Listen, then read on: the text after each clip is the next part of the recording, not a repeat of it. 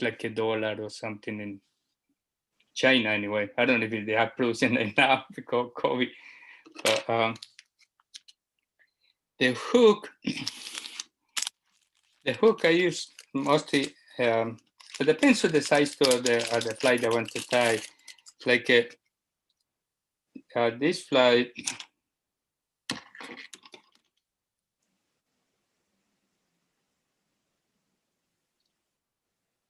Is tying a 8 size hook, and it's 1x long. I usually use like a nymph hooks or streamers because they are heavier and you need any way to go down. For the bead, I use like a 4mm. That I think is equal to 5/32 of the thousandths of the inch. So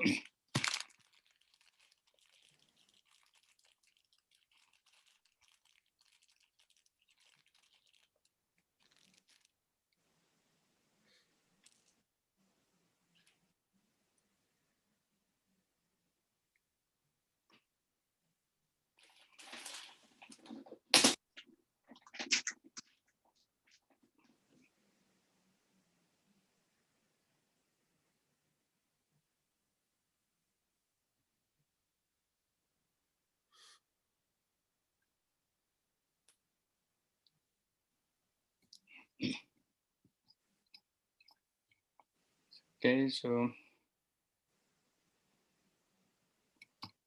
and for thread, I use trio or something that's strong. I don't like to go to 6 or 8 because it breaks so easily.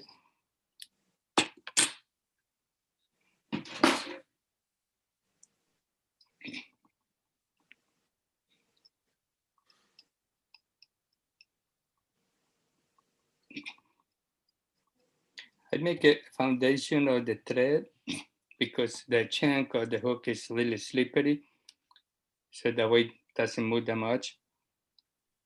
And just trying to wet a little bit the tail. So I usually go like basically the length of the chain along the tail. I don't want to do it too long because you get a lot of short strikes. So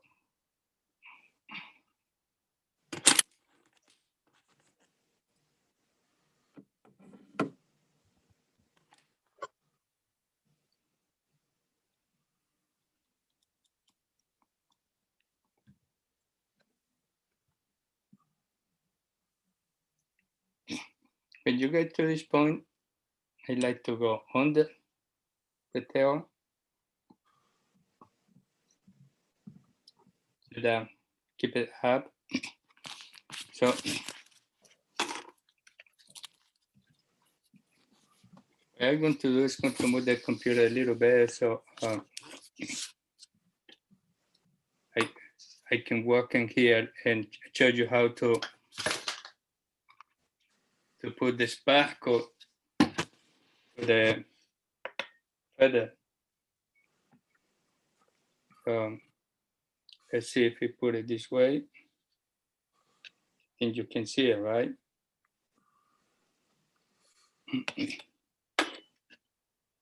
Tilt the camera up just a touch, Gustavo. Just Up? There you go. Yep. It's I want that you see the feathers. Oh, I'm sorry. Okay, that's fine. But now I think you can see it.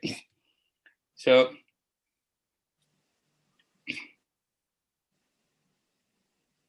what I want is to get a little bit of the sparkle and just put it right on top of the feather. So put it like that.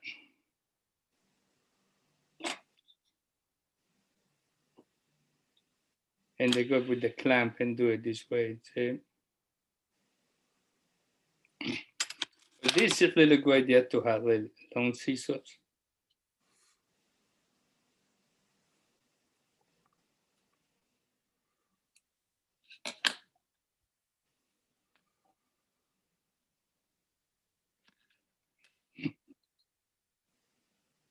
Okay, we put that one there.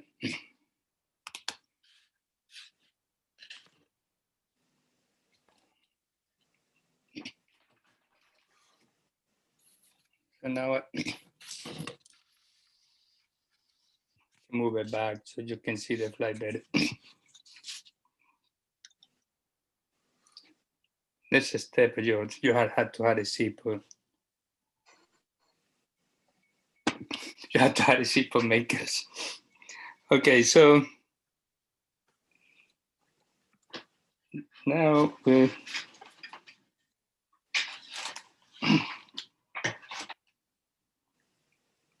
use the dubbing loop tool.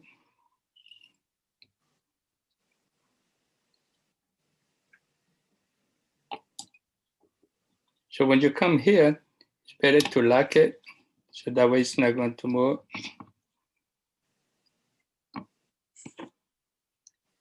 And then put the fibers there. So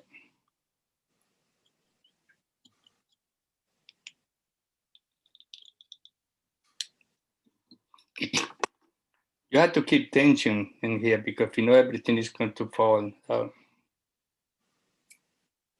Like we spin. When you come here, see it's kind of big mess, but you have to start like releasing all those trapped fibers.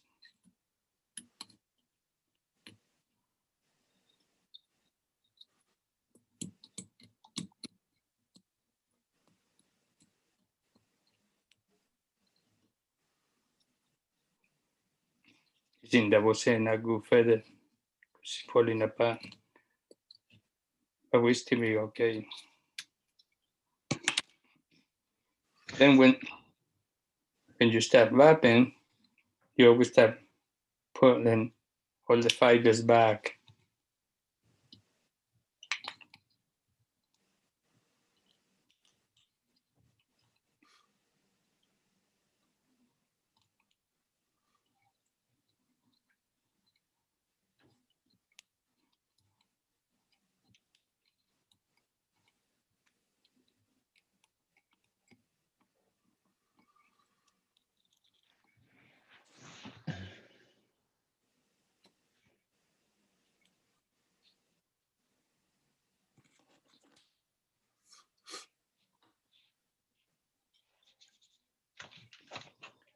Always be sure that the bead is not moving. If you tie flies and the bead is loose and everybody casts and the back cast and the forward cast, the bead is going to be moving, it's going to push in the materials and eventually it's going to fall apart, the fly.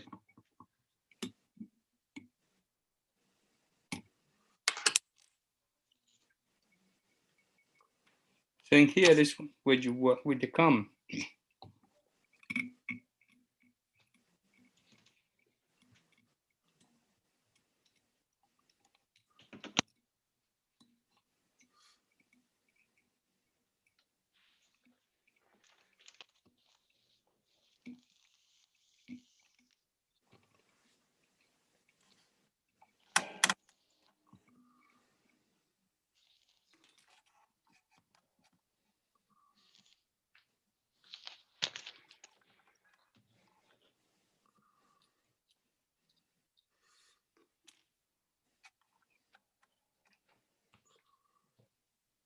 It has a lot of movement.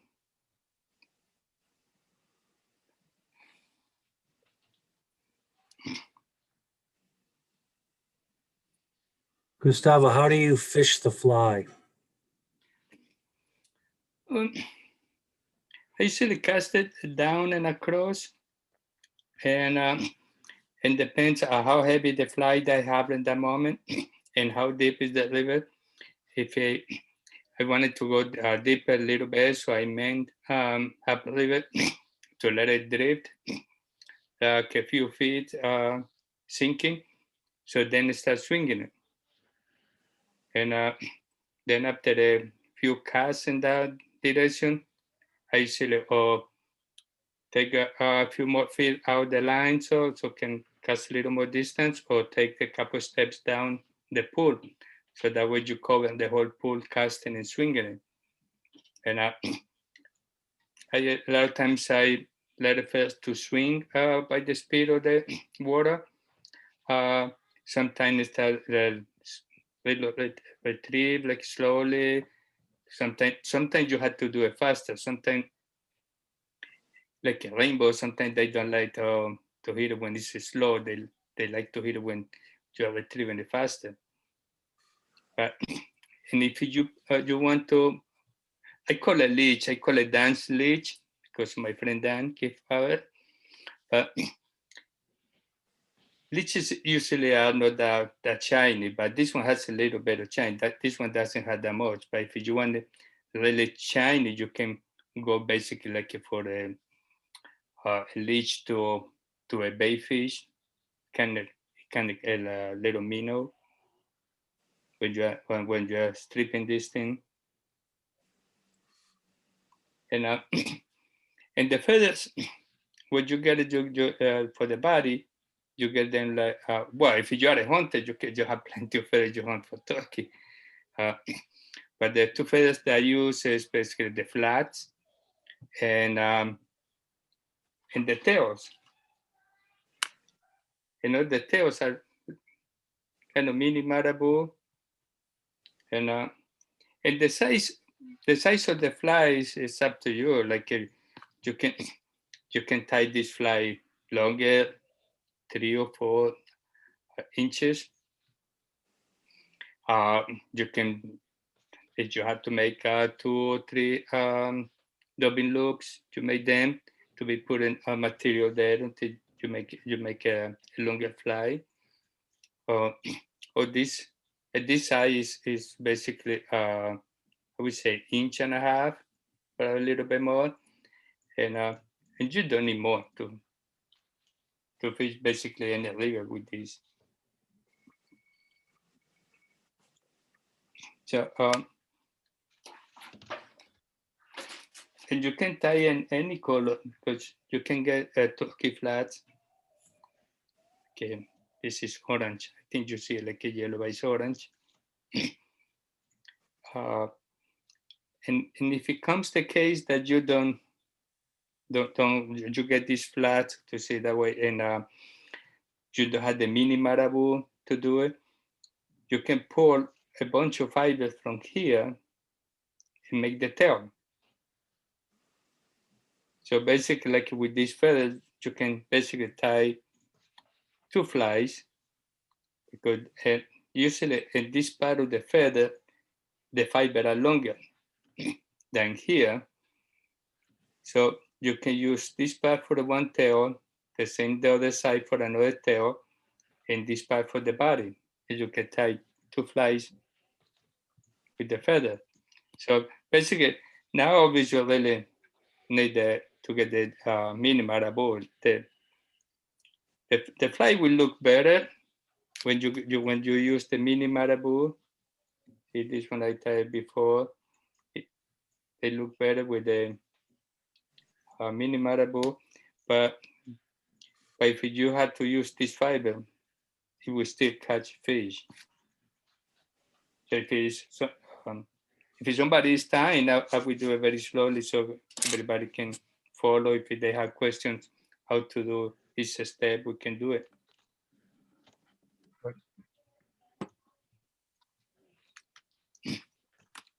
Let me show you how to do one of these when these feathers, so that way, because a lot of times, like you can order these things online, um, and you can order the mini marabou too if you want. A lot of times you buy like I don't know, 200 feathers, and you may get only like a 50 or 60 good tails, but by the price that you really pay for, it's worth it.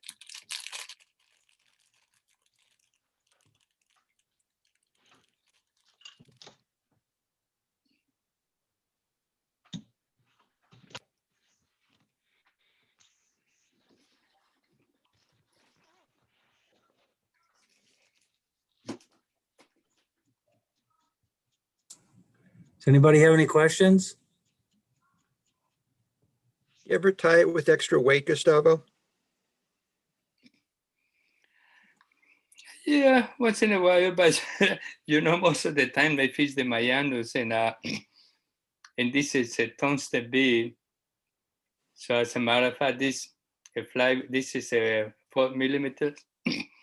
So when that kind of water that you need for fishing this fly in the Mayanos is only like maybe only 3 months a year, 4 months a year. Then you have to go for a smaller and a smaller bead. And I had noticed, because the amount of material that is in the bag, I think the fly doesn't jig that much. If it was kind of naked in this part, to say that way, with less material, really sparse, it would jig more. But with this amount of material, because the flies are holding it by the tip, so usually it's in the water in this position. And even if you just retrieve, doesn't jig that much like if it wasn't a bare hook, to say it that way, or was more sparse than materials.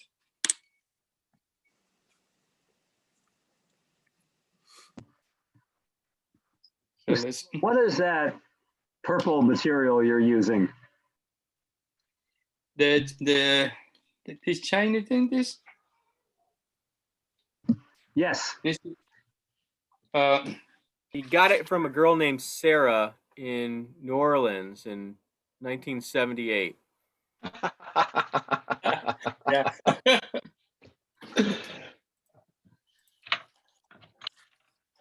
No, this is CP Sparkle fibers, CP component. Enrico Puglisi. Okay. Yeah, and oh.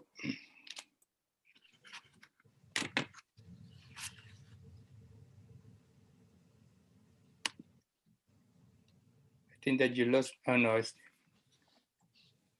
okay. What happened to this thing? We have you. You have me? Yeah. I lost myself. That sounds like a couple of therapy sessions. Maybe it's the makers. Let's see. But anyway, I can see me in the little screen on the side. And so I'm going to use this one. I don't have a ready. Maybe use this color. Doesn't matter.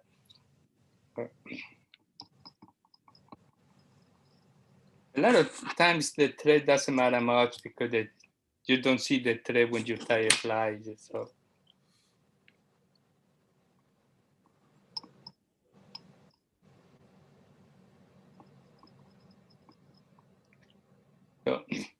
if you want to use this, make the tail from this feather. So you start pulling them and trying to like keeping it together.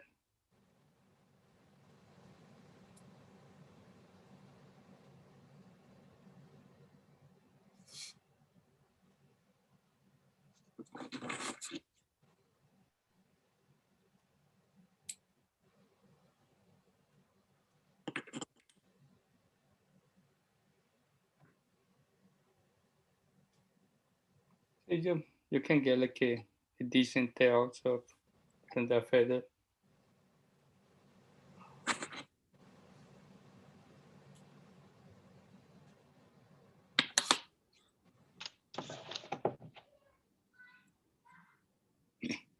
So I want the tail like to extend more or less the same length of the shank of the hook.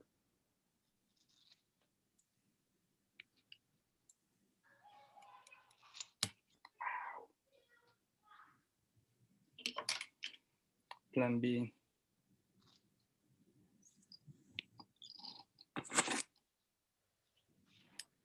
I thought we were going to get to watch you try to thread a bobbin for 17 minutes. different thread, but doesn't matter. And here I go under.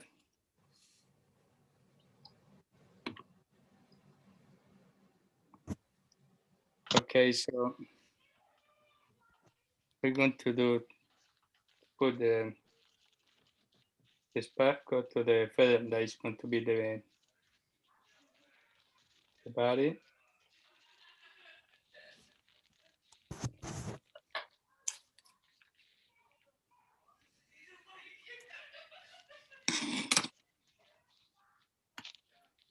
So I don't know if you can see it. So what I do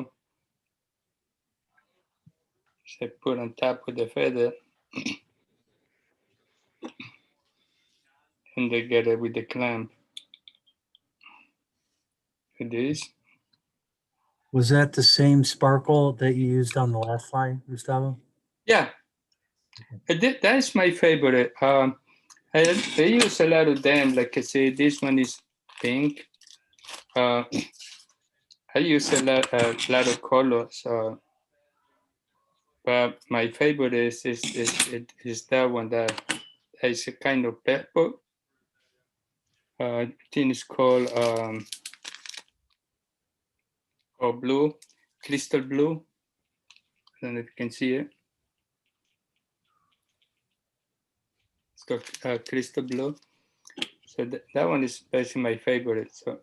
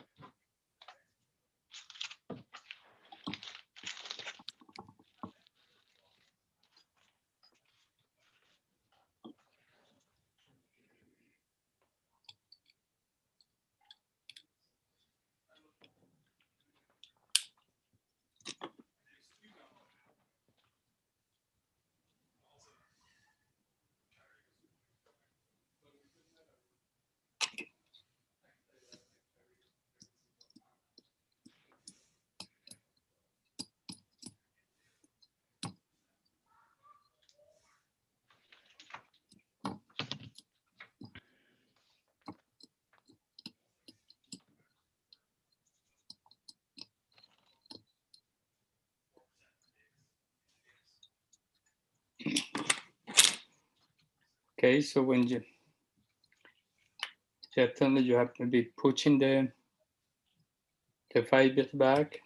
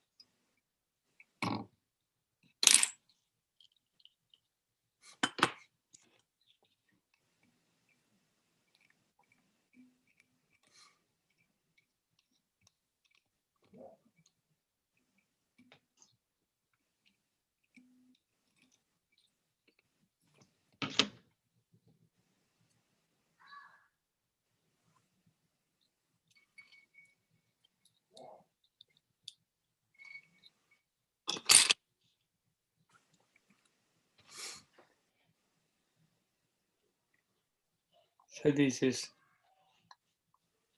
Dan Leech, like a orange.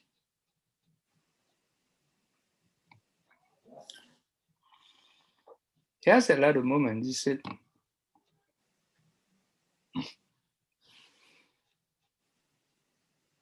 You ever put a drop of head cement on at the end? yeah. Yeah, usually when I tie flies, well, I say don't tie more than 30 flies or 35 flies at a time, but I say tie them and then I start putting the glue to all them. One thing Gustavo won't tell you is he's an excellent fly tyer, but he's a terrible caster. Each one of these flies lasts about 2 casts, which is why he ties so many of them. So he doesn't need the head cement. You know, you know That's a what? joke. If anybody's ever watched Gustavo cast, by No, the way. no. But let me tell you the story about this fly. I went fishing to the badminton with Dan. That was at the beginning that I started fly casting, and Ken, his friend, sent him some leeches that was made only with one feather. So it seemed like they were getting the feather and tying the tail and then wrapping the whole feather around the chain. So we are fishing the badminton. He caught a beautiful brown. So I asked him for one fly. He gave me the fly, but when I started, everybody was saying, "Oh, if you want to catch fish in the badminton, you have to use 7X, AX." I didn't know, so I had like a 7X tippet. So he gave me a leech with a bead. So when I cast the first time, the fly disappeared. So I pretended I had the fly when I noticed I didn't have the fly, and moved to another place and put another fly. So, so I got home having in my memory more or less the shape of the fly. So I said, I'm going to work on the fly. So I came to the fly, but without the sparkle. So then I decided to add the sparkle. For that reason, I call it dance leech. Because a lot of time we were fishing, and if I was catching fish, he asked me what fly, so I said your leech. And I was saying your leech answer to him. So then when somebody else asked me what was the fly, so I saw a dance leech. So that was the name. But it's a really, really good fly. I think it was another year before. I think it was 2018, 19. I fished, I think from 19, like September, going to the Mayanos, basically 4 or 5 days a week. And I always caught at least one fish with the fly. And when I used to catch the fish, so I change another fly, try another flies, testing different flies. But I usually, the first fly that I fish is this one. Or it used to, because now I'm testing another flies, but this one was the fly that I was fishing to catch the first fish. So then I can try another fly. So it's very good. And you can tie in color that you want. You can find the flat, turkey flat. You can find them white, brown, black, you name it, it's any color. So I think in the website that they sell feathers to make costumes, things like that. There's kind of website you find all these kind of feathers.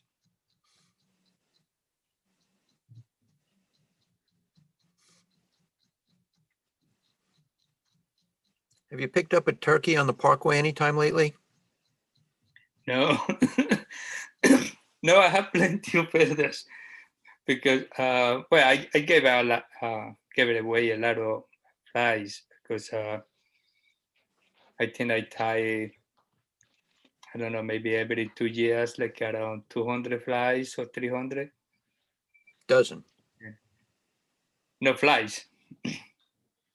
It's like a bucket every 2 years, more or less, because I don't tie for people, only for my friends anyway. So, but one time Dan called me, said that there was a turkey in SC37 between 36 and 37 in the middle pathway. I got a plastic bag and gloves, and I went to get it. Oh. I needed the feathers, so. Gustavo, was that a turkey marabou or a mini marabou, or are they the same thing? No, for the tails, I use like a mini marabou. Okay. Uh, you can get it that way, like a mini Marabou. And, I think there are some feathers that they sell like a chickaboo too, like the tail chickaboo, and you can get those kind of feathers for the tail. But for the body, I use the flat. They call it turkey flat, and I use for the body.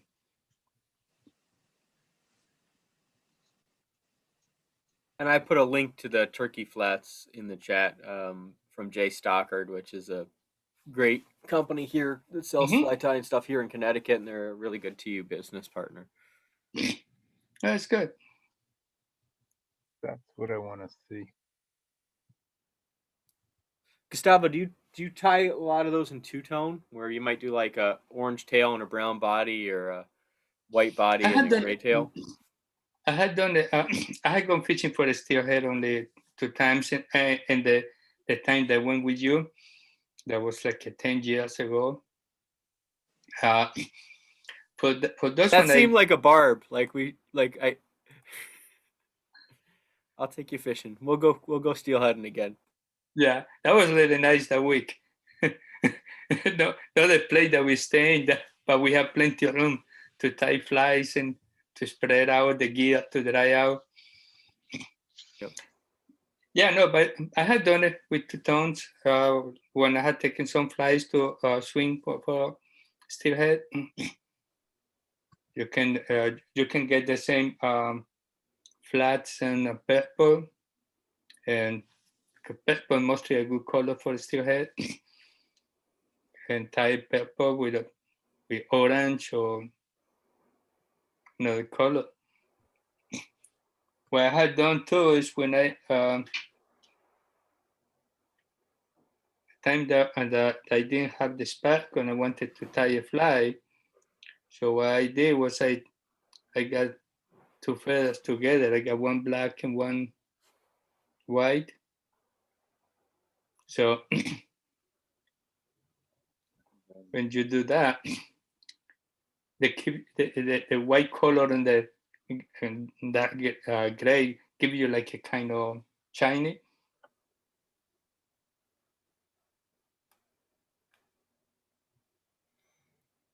Have you tried this for any saltwater bait fish patterns?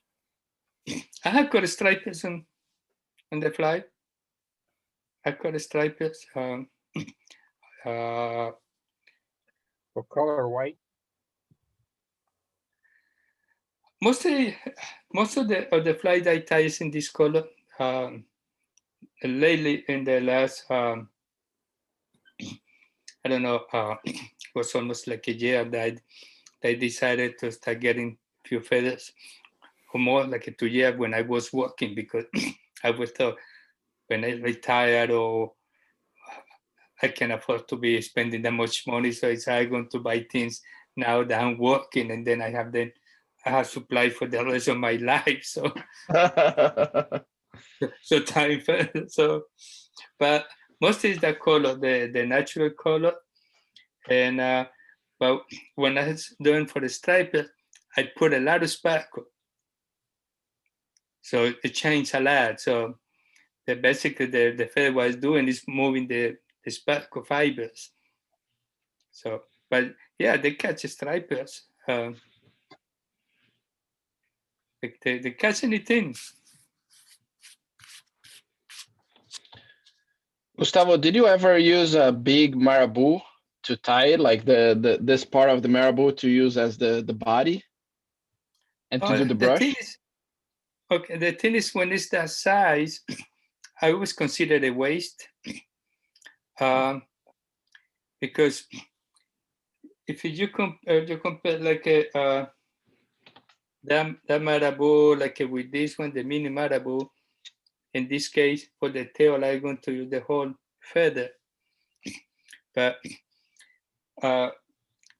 when those Marabou feathers they are so big, it's kind of waste. Or you have to make a bigger fly because the fiber are very long. Or you have to try to capture the fibers like a halfway, like not to use the whole length of the fiber, but it's more difficult. Because like you gave me a fly some time ago, and just recently I found like a dead turkey and I got the feathers and then I tied like the proper way, because before I used this like and used Uh, part of it for the tail, part of it for the body, and it kind of worked. oh, it works. No, it works. But with that feather that you had, you can still get the tail for that feather. Yeah. So in case that you don't have the mini Marabou, but with the other one, you had to use the whole feather. It's kind of waste a big feather to use only for one fly for the tail. So Yeah. Gustavo, the question was asked, what size do you tie for stripers? At least it said, I assume stripers. It actually said stripper, but I assume striper.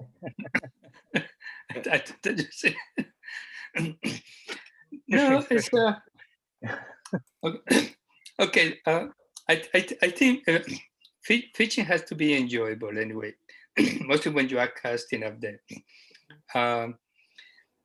I try most of the flies that I tie. I don't get perhaps a little bigger than this. Perhaps I will go for I would say 6-way, 6-way like that hook mustard 34-11. I think that is like a 2 or 3x long, but you don't need to go bigger for the striper, because even with the fly that I tie for the Mayanus, that is in the size 4, and it's a fly basically the size of this one, and you catch a striper with that. So I think what you need really to fish the fly that you feel comfortable with casting. If you need to sink more, so you use a heavier bead. So, but the one that had tied for saltwater had tied on the hook 34-11, I think is the longer the chain. I don't know if I have one in here.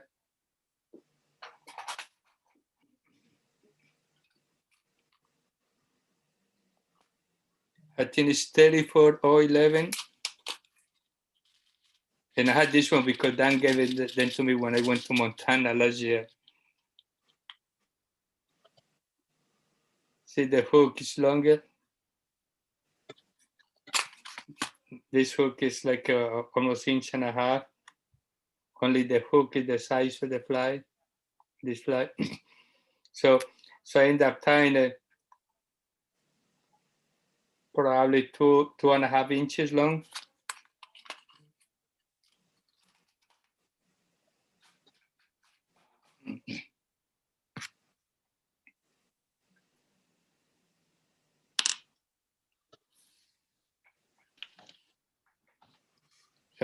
So we tie another one.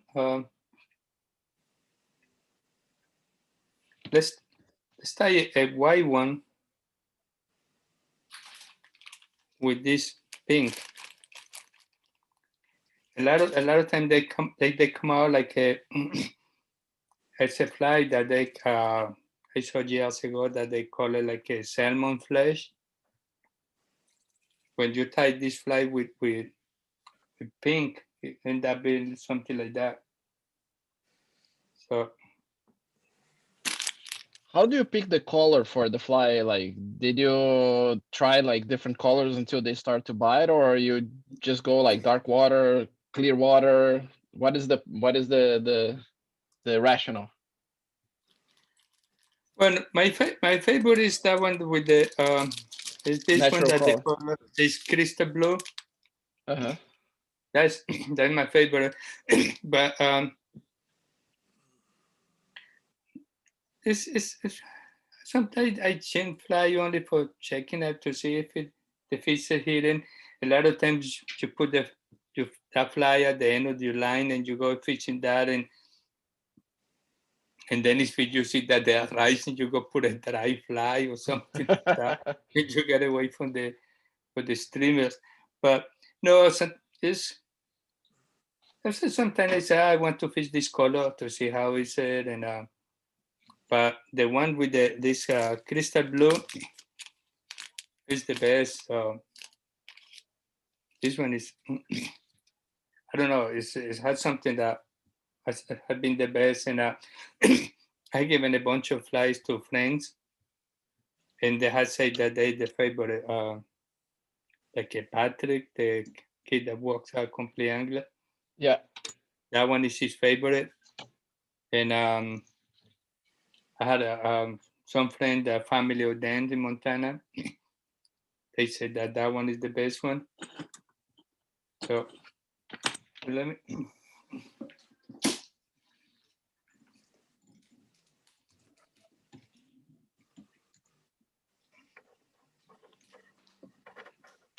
And you can put different beads. In this case, I'm going to put a white bead because I'm going to tie the white one back. To see if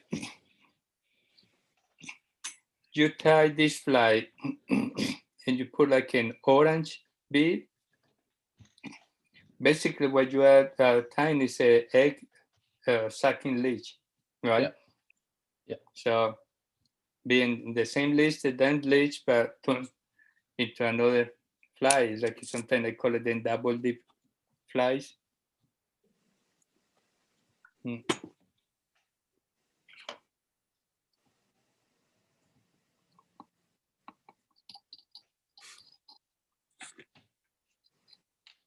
While he's tying that, I should let you all know we have a steelhead trip every year to the Douglaston, and they just added another house to our reservation. We're hoping to eventually have all the houses at the Douglaston, but we have 35 beds for next Veterans Day weekend in November. So hopefully we'll be in a place where COVID's under control. We've got some vaccines, and we can fill all 35 beds with some anglers, and Gustavo has promised to tie a dozen of these flies for every single person who comes, right, Gustavo? Yeah. I think I'm going You've to got be almost like 9.5 months. You can do it. Oh, yeah, okay. Yeah, sure.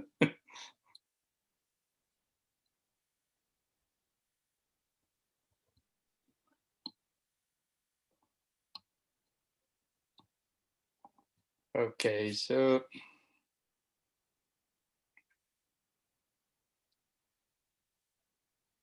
Gustavo, is it true you'll tie flies if people just give you maker's mark? I try fly for makers. Okay, I can twist this.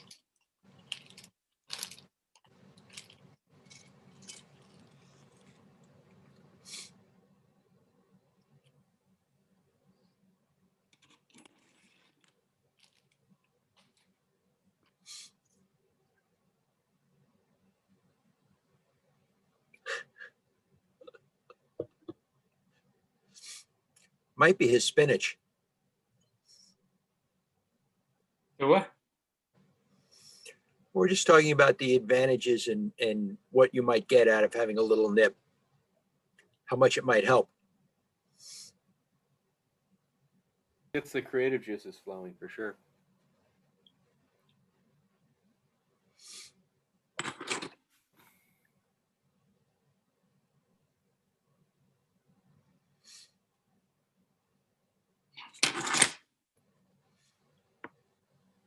I like how you keep the magnification sticker on your glasses so you can tell which size they are.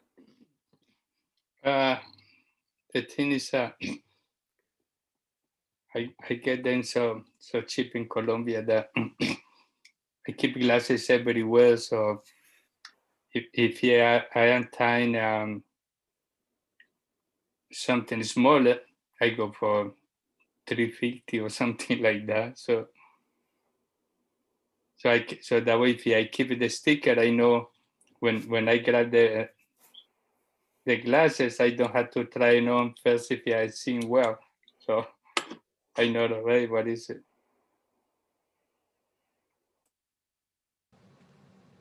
Everything with a purpose. True.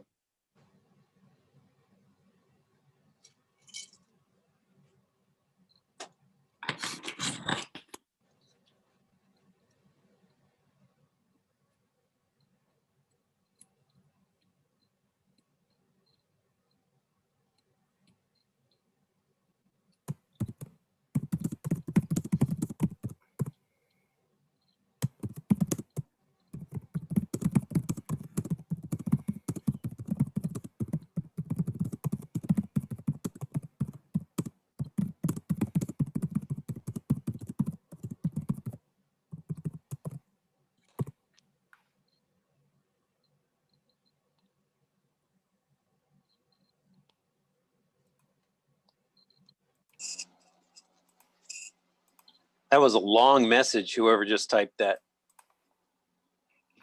Didn't see the whole thing.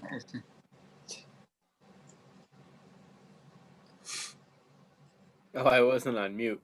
No. I was saying not safe for Facebook, and I sent it to Tony. But I said every time I see you in your basement, all I can think is it puts the lotion on its skin. What? Yeah. Who are you talking to? Tony Hill. I don't see anybody by that name, so we're okay. Yeah, we're good. That's great. Gustavo, Brian Nunez wants to know if you have a specific brush you recommend, or my guess is you probably got it at a CVS, but The brush? No. I use this comb. I used to use one somewhere. It's Where metal, did you and get it? Where did you get I it, bought, Gustavo? I bought it in the fly shop in the Badminton, and then I Upcountry? was Upcountry? up country, yeah, and then I said, oh, I wanted to have an extra because in this bloom sometimes kind of mess. So I started looking, and I looking at websites, I look in Colombia, and I couldn't find what I was like looking for. I was looking for something, even thinking about the mustache, and I spent hours and hours looking for that in Colombia, paying a taxi to go one place or another one in downtown Bogota, and I saw these ones online and on eBay. So I bought a bunch of these, and this one are for the eyelashes. So they were okay for this. I think they are fairly strong. So for this kind of flies, or if you are doing the same kind of technique, mixing the materials with CDC, this one are perfect for CDC. It may not be okay if you are doing this with you are tying the musky fly or those big flies, because the fiber are stronger. It may not be strong for that, but for this one are okay. Wait, Gustavo, don't you own the taxi that you were driving around in? Yeah, but when I was looking in Bogota, but then that time I was in Medellin too, and I was looking in there, and every time that I was asking for what I wanted with the call it teeth, this thing together, basically that was selling was even I found them here too. They called lice combs. So they were too big. If the teeth are too thick, they don't go under. You know what I mean? They don't what? They don't get through the materials. like to releasing the fiber. I thought it was like a lice comb. That's why, but it's an eyelash Lice comb. That comb. makes sense. No, it's the lice comb is so thick. It's a big difference. Wait, you've tried a lice comb, haven't you? I see Yeah. him looking around. No. As a matter of fact, I was one of my cousins in Colombia, in Medellin. I asked her if you find something like this, send me a bunch, and she sent me like a dozen of those things, and they don't work. It's Rest of us, the amount of material and tools that Gustavo has is probably equal to what any 6 or 10 of us have. I had a lot of shit. So see this fly. I don't know if the lights help you. No, it's washing but out with the light. Is if you see this fly, it's like a salmon flesh with the pink with the. Let's see if I turn off one of the lights. Let's see if I take this one. So no, probably it's not that one that is giving the trouble. Probably it's this one. No? Yep. Can you see a little better? It's a kind of pink Yes. in there. So, whoop.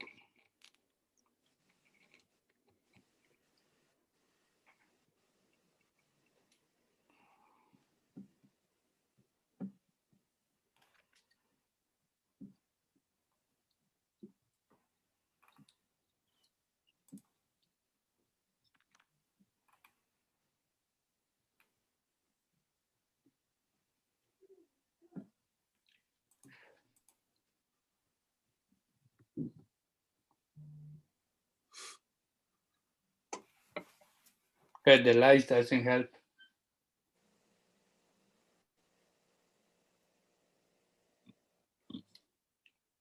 So that you cannot see it, but it's really this fly is like seeing a piece of salmon flesh. If you are drifting this, for sure we catch fish. I have never caught a fish with in these ones, but I tied one with golden fibers, and I caught one of those big breeders in the Mayanos with a pad. Remember when you were guiding me to? I Oh, do that big remember. rainbow? Yeah, the big rainbow breeder, and Absolutely. hit a fly that was that, and instead the sparkle was golden. So It's a deadly pattern, that's for sure. it's very good. It's it's the first fly that we fish in it anyway because it's really good. You can change color, so you can use olive. The same like the woolly bugger. You can tie the woolly bugger in a lot of colors, but this fly I think has more movement than the woolly bugger because it has more fibers. Would you say that's your go-to fly for trout fishing, Gustavo? Oh yeah. Uh, I always was fishing this thing first, but since I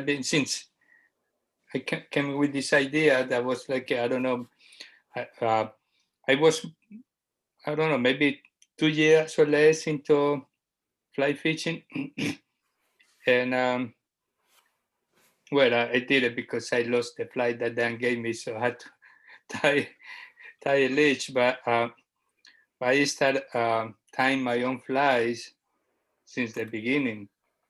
So obviously, like for the last 20 years, this is my main fly. Wherever I go,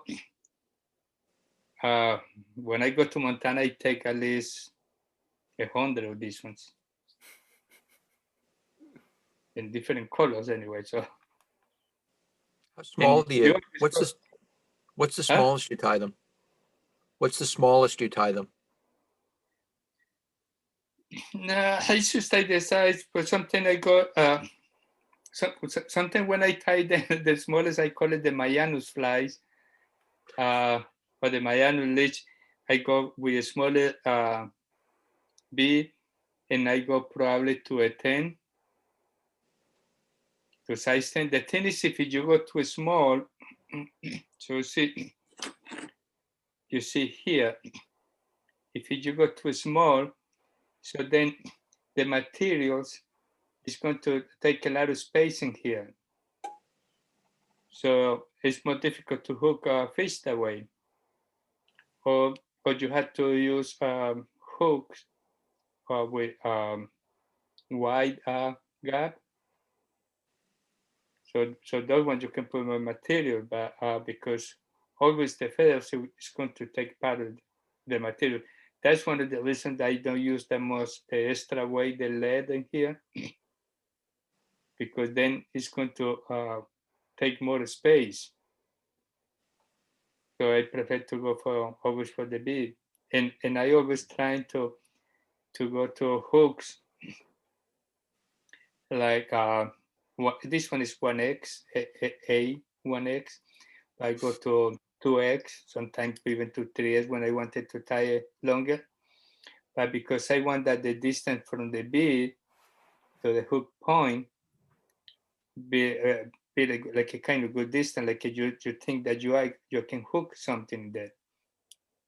Because if you use a regular hook that comes something here, and you use a bigger bead, like you say, oh, I wanted to get deeper, but it can take too much space, the bead in here. So you are going to miss a lot of fish that way. Yeah. That's why I tie all my flies on a treble hook.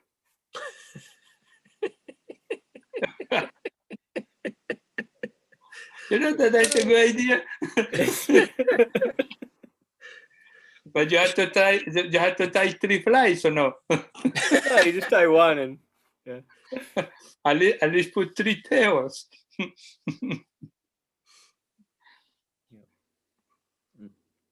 Cool.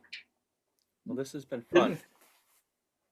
You know, and using the same way that you use the body of the fly, you can tie steelhead flies. You can tie even if I don't have that many. I didn't put that many materials out. If not, I had to be looking for them. But okay, give you an idea.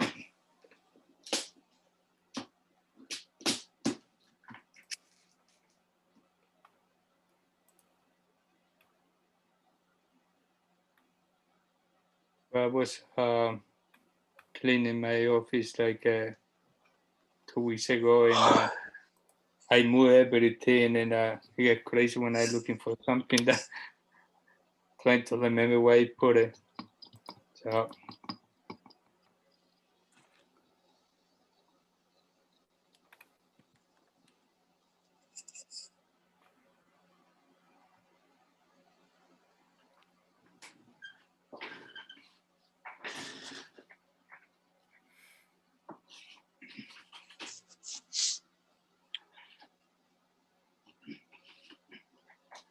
You know, one recommendation for Zoom meetings: never have a mirror behind you.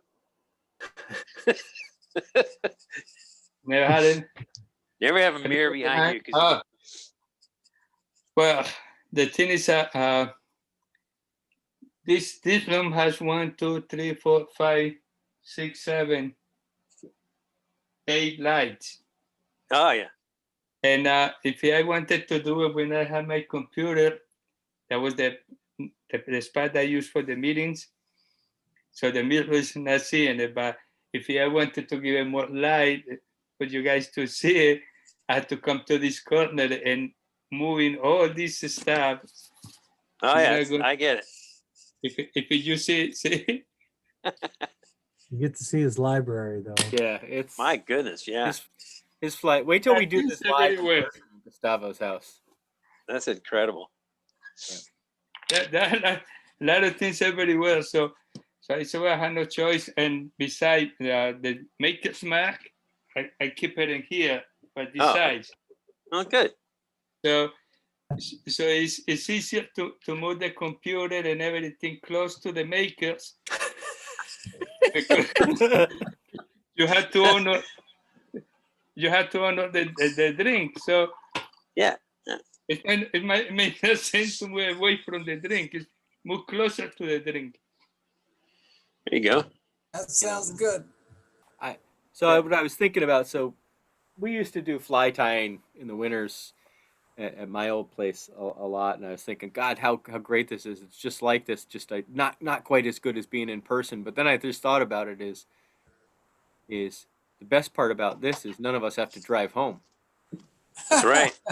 Very true. That's good. That's true. Those were fun times though, Jeff, for sure. Yep. Yeah, we'll get there again. Guys, I gotta leave. My iPad's about to run out of juice anyway. But hey, thanks very much, Gustavo, Jeff. This has been great. You are very welcome. I didn't have the right materials, but I made do anyway. But you know more or less what you need. Yeah, I need to go find a dead turkey. All right. See you guys. See you, Mark. Take care. Take care, Mark. Thanks, everyone. Say like Take care. Jerry, that's a nice hat you got on. Where'd he go? Oh, there he is. Same one as Tony. Dwayne Mertz had those made by Ouray Outfitters long time ago. This is the nicest TU hat that we've ever had. I have another one brand new I've kept in this office for a long time. that one looks almost new. You like it? ¿Te gusta? Yeah. Mucho.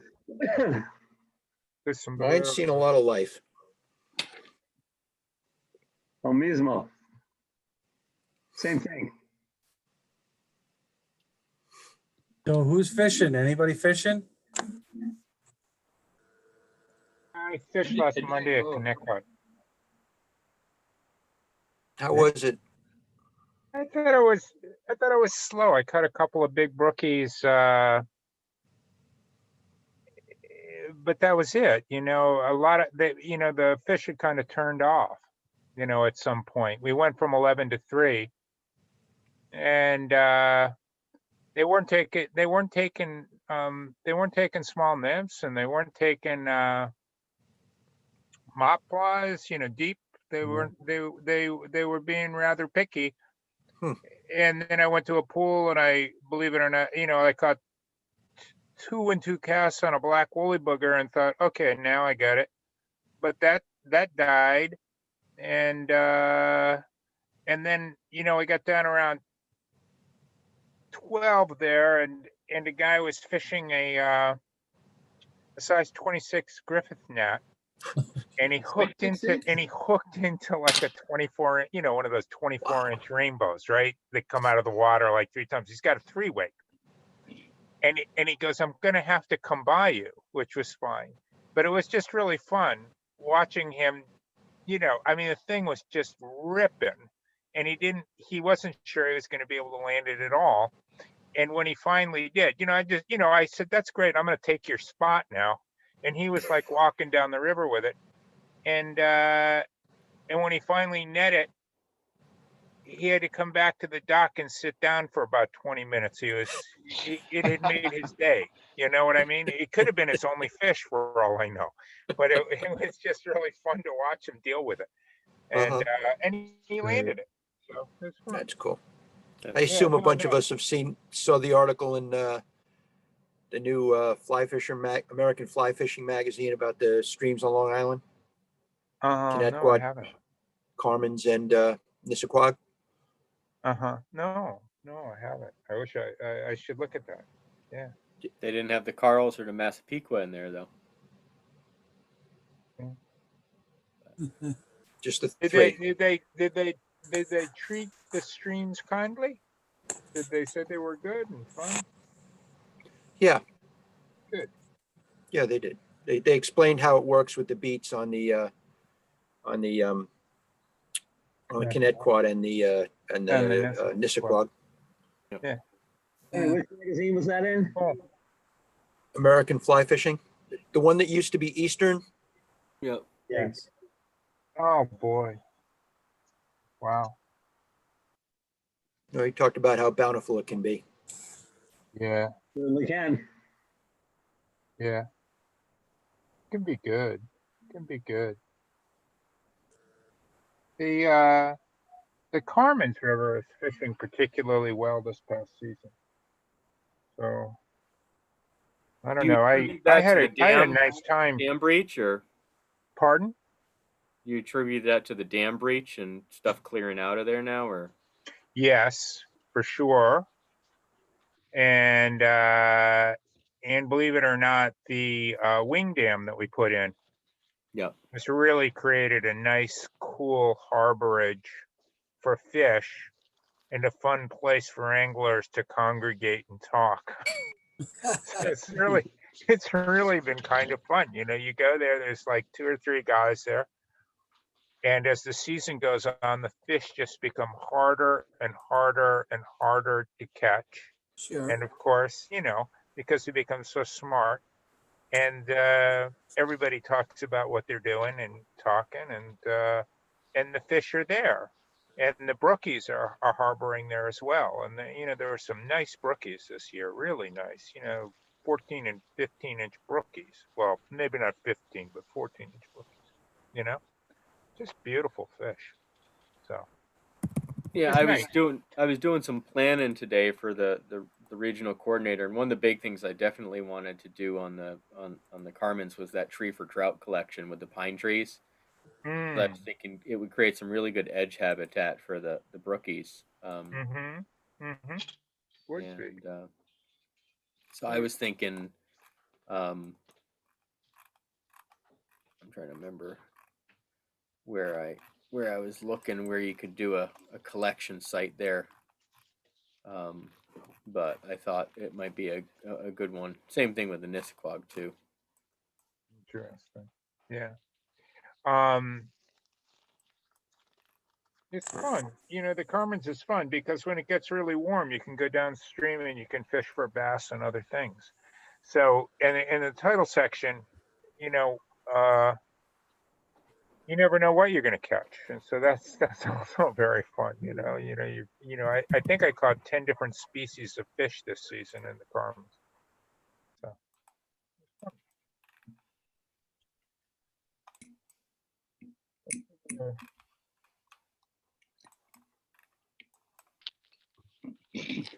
Just keeps going. You got to get 30 done. Hey, Jeff, were you talking about Christmas trees or other? Yeah, Christmas trees. Yeah. Have you had good success in places doing that? Absolutely. I have a couple planned for your territory too, Rick. So I mean, there's a couple benefits to it. The first is you get a chance to talk to 100 to 200 people who aren't anglers, aren't members of Trout Unlimited about conservation, and the conifer revetments have some pretty immediate impacts on the habitat. You know, preventing erosion and whatnot.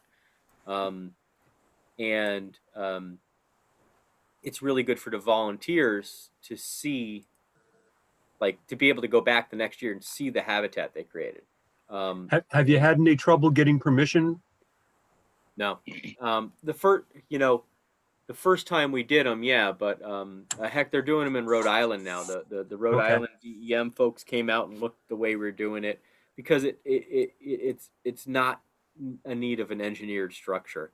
Yeah. So Rick, like I was looking at Edgewood Park, right there in New Haven, right by Yale. Okay, sure. As one spot in your chapter, and we actually we have a Boy Scout troop here in Durham, Yep. that does a tree collection. And I think what they've been doing is they've just been taking them to the transfer station. Yep. Where they grind them up with the tub grinder and make mulch out of them. But I was thinking that maybe next year we do a cooperative thing with this troop where they help collect and we help, transport or whatever to a habitat situation somewhere if we can find one. Absolutely. That's exactly what the Candlewood Valley chapter does. So last weekend they had their collection. So they partnered with the Boy Scouts who are collecting trees in Newtown, and then the chapter's using them in Deep Brook and the Putatuck River, and it's pretty awesome. They work really well in first order streams, and maybe some of your secondary streams, but slightly bigger. It wouldn't work well in big rivers.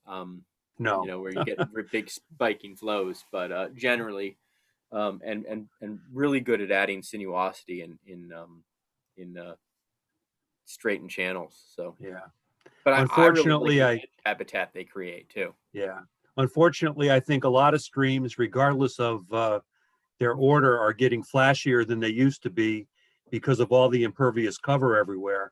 Yep. And despite our best efforts to minimize that, it's just getting worse and worse and more erosion and such. Even in the small streams around here, that go through pretty fine grained soil, and we have quite a bit of trouble with erosion. So yeah, we be had our interesting. first failure of them 2 years ago. The ones we put on the Mill River and on the Norwalk River, because we had that 50-year flood that 2 weeks after we put them in. Usually what's really cool about them is if you get a couple minor rain events after you put them in, they impact with the sediment so quickly they're almost locked in place, and then the big floods just blow right over them. But you get that. But if you hit the lottery and that first storm that hits them is big, they're ripping out. But we've only had that probably once in 15 years. So we've gotten lucky. You guys had good success with live staking willows. Do any of your members have experience we with actually that? haven't done any live staking in our chapter. I know Tracy Brown does a bunch, and I know one of the contractors we work with has, and we always buy tubulings. Okay. But I've seen a lot of chapters in the Rochester area and other parts of New York lately using live stakes, and Yeah, around March, I've heard it's a good time. You can just get out there and make a hole and put them in, and they'll sprout in the spring. Yep. So, yeah. Well, we'll see. Gerald, who's on the call, we had actually a willow tree. This wasn't, a fall down across the Norwalk River and had all the little shoots coming off. I told him last year, I said, just go cut 200 of those off and walk up and down the river, sticking them in, and even if 10 of them survive. Over the summer, did it but I'm work? not sure how effective it was. We have to go back and see, maybe, but I don't know if it was the right time of year putting them in. I'm pretty sure it was like June or July. No, that's probably not a good time. Yeah, but it was honestly, though, it was pretty incredible seeing how they would all like shoot off Yeah. of the fallen tree. I mean, I can totally see how that would work during the right Yep. time of year. Yeah. Yep. Sounds great. Oh, cool. Thanks. All right. Well, listen, we're close to wrapping up. The only thing I'd say is join us there. It'll be the same Zoom link every week. But if you want to just register online, you can. That way you'll have an email reminder. No, we'll keep going through this. Some of us who are presenting are not as good as Gustavo. Next week, most of us, all of us actually. You're kidding me. Can we? Are you posting the patterns on your website? So the answer is I will. I've gotten the recipes from everyone, and because I can't find your email for the life of me. No, not a problem. But I just ran out of time with the holidays and New Year's and getting everybody together. But now that I've got some time, I had actually planned to do it tonight while everybody was talking, but I got too involved in and the Going on camaraderie. 8-hour hikes. I have to say, this was a lot of fun. It induced me to go down to my liquor cabinet and haul out that brand new bottle of Maker's Mark that I had never opened. There you There go. you I don't know if you There saw you me go. struggling to open it a few minutes ago, but It's one of It, the best drinks. it's pretty good. I was almost going to have to resort to going with the Knob Creek that's already open. Hmm. Oh, There you okay. go. Well, next week, Winner Rich either way. Thibodeau's tying zebra midges and he's drinking dirty martinis. Okay. Oh, boy. So, which is I don't know how you're gonna tie midges while drinking martinis, but I we'll see. don't know. Be worth the watch. Yep. No, it's easy. It's easy because after 2 drinks, whatever you put in that hook is going to look good to you. Yeah. As long as it's But not your finger. When you have 2 drinks, everything looks good. So it doesn't matter. And you always dreams about ice catching fish anyway. So That's right. Wow. Thank you, Gustavo. Well, thank you very much. Thank you very I much. really you. appreciate it. Everyone. It was a lot Yeah, of fun. thank and you. I Thank you. really enjoy doing it. Have a Good good night. night. Thank you. Thank you, Night, Gustavo. everybody. Good night. Good night. Thank you, Night. Jeff. Bye, Okay. guys. Night, everybody. Night Bye. from